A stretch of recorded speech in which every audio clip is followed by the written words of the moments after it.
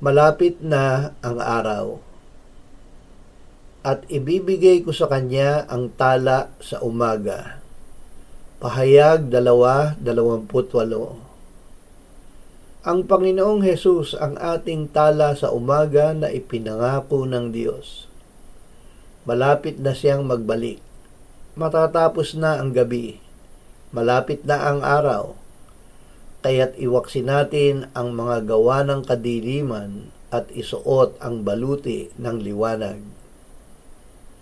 Panginoong Hesus, nasa iyo ang buhay at ang iyong buhay ang aming ilaw. Salamat na inalis kami ng Ama mula sa kadiliman at inilipat sa iyong liwanag, kaya't kami ay hindi lalakad sa kadiliman. Amen.